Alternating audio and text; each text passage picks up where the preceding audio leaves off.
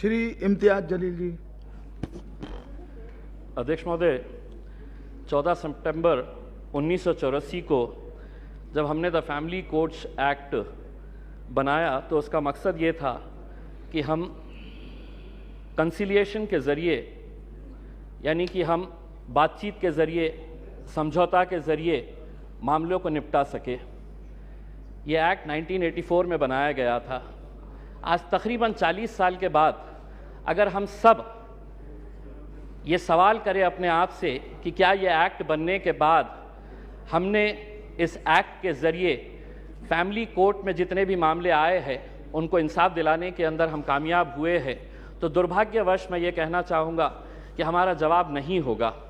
वरना आज 40 साल के बाद करीब 12 लाख जो फैमिली कोर्ट के मैटर्स है वो अदालतों के अंदर इंसाफ का इंतज़ार नहीं कर रहे होते। एक्ट बनाना बहुत आसान है, लेकिन एक्ट बनाने के बाद उसका इम्प्लीमेंटेशन हो रहा है या नहीं हो रहा है, ये भी इस सदन की जिम्मेदारी है कि इसके ऊपर नज़र रखना। वरना एक्ट तो बन गया, लेकिन आज क्या वजह है कि इस 130 करोड़ की आबादी वाले देश के अंदर महज 715 फैमिली कोर्ट चलाए जा रहे हैं। मैं फैमिली कोर्ट का मकसद, मंत्री जी, मैं आपका ध्यान इस बात के ऊपर आकर्षित करना चाहूँगा। अध्यक्ष महोदय, फैमिली कोर्ट्स का मतलब सिर्फ ये नहीं है कि पति पत्नियों का विवाद, कि बच्चा किसके कब्जे में जाएगा, बच्ची किसके कब्जे में जाएगी, एलिमनी की अमाउंट कितनी होगी, कब दी जाएगी, कैसे दी जाएगी, घर किसके कब्जे में जाएगा, किसके हिस्से में जाएगा। फैमिली कोर्ट्स का मतलब हम सिर्फ यही समझते हैं, और बहुत सारे जितने भी सम्मानीय सदस्यों ने कहा है, इन्हीं का उदाहरण दिया है। मैं मंत्री जी आपसे हाथ जोड़कर विनती करना चाहूँगा, हम एक ऐसे समाज के अंदर रहते हैं जहाँ एक नई संस्कृति को हम देख रहे हैं कि हमारे बूढ़े माँ बाप जिन्होंने हमें पाल पोस कर बड़ा किया है, जब वो बूढ़े हो जा रहे हैं तो इस देश के अंदर बहुत सारे ओल्ड एज होम्स खोले जा रहे हैं, वृद्ध आश्रम खोले जा रहे हैं।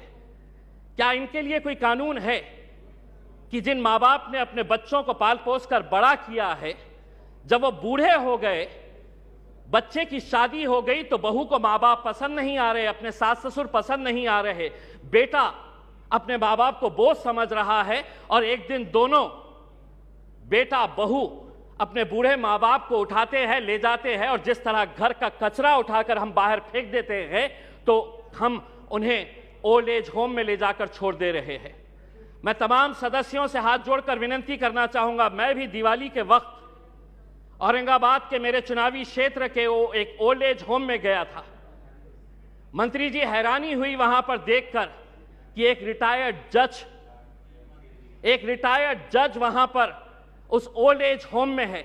मुझे यकीन नहीं हुआ जब मैंने उसका नाम सुना कि उसके बेटे, इतना बड़ा घर है, ऐसा नहीं है कि बहुत गरीब है कि आप माँ बाप को पाल नहीं सकते हैं, लेकिन एक रिटायर्ड जज भी उस ओल्ड एज होम में जब हमने देखे तो तब समझ में आया कि ये समाज कहां जा रहा है करके।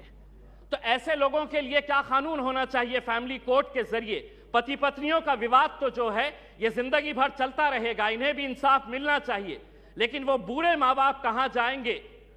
फैमिली कोर्ट के अंदर कुछ ऐसा सेक्शन लाया जाए कि जो बेटा अपने माँ बाप को कूड़ादान समझकर, कचरा समझकर ओल्ड एज होम में डाल रहा है, उसे अखबार के अंदर एक नोटिफिकेशन अपनी तस्वीर के साथ, अपनी फोटोग्राफ के साथ, उस अखबार में उसे यह नोटिफिकेशन देना होगा कि मैं अपने माँ बाप को ओल्ड एज होम में डाल रहा हूं।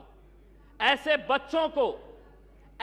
बच्चों को समाज के सामने हमें खड़ा करने की जरूरत है। लाइए कानून, वरना वो बूढ़े माँ बाप जो रोकने के अलावा कुछ नहीं कर सकते हैं, क्योंकि कोई कानून नहीं है, उनका कसूर सिर्फ इतना है कि उन्होंने अपने बच्चों को पाला पोसा बड़ा किया। पूना में किसी ओल्ड एज होम के अंदर जाइए, ज्यादातर वो परिवार के बूढ़े माँ बाप मिलेंगे कि जिनके बच्चे इंजीनियर हो गए, इंजीनियर होने के बाद वो यूएस में पैसा कमाने के लिए गए, पैसा कमा रहे हैं, लेकिन माँ बाप के लिए एक कमरे का घर नहीं है तो ओल्ड एज होम में लेकर जाकर छोड़ रहे। ये एक संस्कृति हम डेवलप कर रहे हैं। फैमिली कोर्ट्स के जरिए मैं मंत्री जी आपसे ये अनुरोध करना चाहूंगा कि आप कुछ ऐसा कानून इन लोगों के लिए भी लेकर आइए जो बच्चे अपने माँ बाप को आज यहां पर ले जाकर छोड़ रहे हैं। मैं मंत्री जी आपसे एक सवाल करना चाहूंगा, अदालतें तो बन जाएगी, फैमिली कोर्ट्स का ये जो आप अमेंडमेंट लेकर आ रहे हैं ये सिर्फ हिमाचल प्रदेश और नागालैंड से ताल्लुक है। बहुत सारे जितने भी सम्मानीय सदस्य हैं उन्होंने यही कहा है कि justice delayed is justice denied. Nagaland का एक्ट कब बना था? नागालैंड का एक्ट 2008 के अंदर बना है। अगर यहीं पे अगर हम इतना डिले कर रहे हैं कि पुराने फैसले जो विदाउट पार्लियामेंट के पास किए गए हैं, आज अगर इतने सालों के बाद हम ये अमेंडमेंट लेकर आ रहे हैं कि नागालैंड के 2008 के बाद जितने भी जजेस ने फैसले दिए हैं रेट्रोस्पेक्टिव इफेक्ट से हम इसको आज के दिन पास कर रहे हैं, यानी कि गलती अगर हमारे पास से ही हो रही है तो हम उन अदालतों से कैसे इंसाफ की गुहार लगाएंगे? अदालतें एक्ट बनाना बहुत आसान है। मैं मंत्री जी, आप कुछ दिन पहले औरंगाबाद आए थे, वहां पर आपको लॉयर्स एसोसिएशन ने एक मेमोरेंडम दिया है। अगर से महाराष्ट्र की अदालतों की अगर हम बात करते हैं, 91 sanction post of high court जजेस है। अध्यक्ष महोदय, 91 पोस्ट ऑफ हाई कोर्ट जजेस है, उसमें से महज 56 जजेस है, यानी कि वैकेंसी आप देख लीजिएगा कि तकरीबन 40% वैकेंसीज है। अब मैं आपको अंदर की बात बताता हूं, हाई कोर्ट के जजेस जब अपॉइंट किए जाते हैं तो सुप्रीम कोर्ट का कॉलेजियम इसे डिसाइड करता है। यह पूरा सुप्रीम कोर्ट के कॉलेजियम ने अपना रिकमेंडेशन दे चुका है। क्या वजह है कि सरकार ने इसे इतने सालों से रोक रखी है?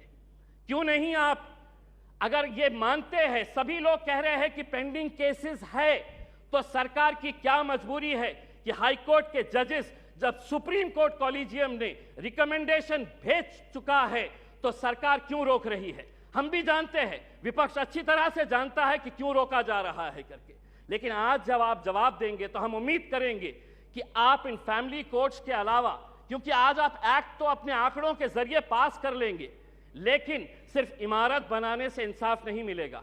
उस इमारत के अंदर उस कुर्सी के ऊपर बैठने वाले, ये सदन कोई मायने नहीं रखता है अगर वो ये स्पीकर की कुर्सी खाली रही तो। वो स्पीकर की कुर्सी जितनी महत्वपूर्ण इस सदन के लिए है, उसी तरह अदालतों के अंदर जजेस की कुर्सी भी बहुत मायने रखती है। लेकिन अगर आप ये मानेंगे कि नहीं, इतने करोड़ केसेस पेंडिंग है, तो कौन उसका निपटारा करेगा? आप ही करेंगे मंत्री जी, आप ही को करना है। और अगर सुप्रीम कोर्ट कॉलेजियम ने अपना महाराष्ट्र के जजेस का रिकमेंड कर चुका है तो सरकार उसे क्यों रोकी है, इसका जवाब भी आपको देने की जरूरत है। आपने एक ट्रिपल तलाक का कानून लेकर आए थे, इसके जरिए ये भी फैमिली कोर्ट का मैटर है। मैं आपसे पूछना चाहूंगा, उस वक्त जब ट्रिपल तलाक का मामला आया था तो बहुत सारे लोगों ने चीख चीख कर कहा था कि हमें मुस्लिम बहनों के साथ इंसाफ करने की जरूरत है। आज वो फैमिलीज भी आपसे पूछना चाहती है, ये एक्ट आपने बनाया, आंकड़ों के जरिए हमारे विरोध होने के बावजूद आपने एक्ट बनाया, अब आपकी जिम्मेदारी है ये बताए कि एक्ट बनने के बाद कितनी मुस्लिम बहनों को आपने इंसाफ देने का काम किया है। ये उम्मीद करते हैं। धन्यवाद। Thank you.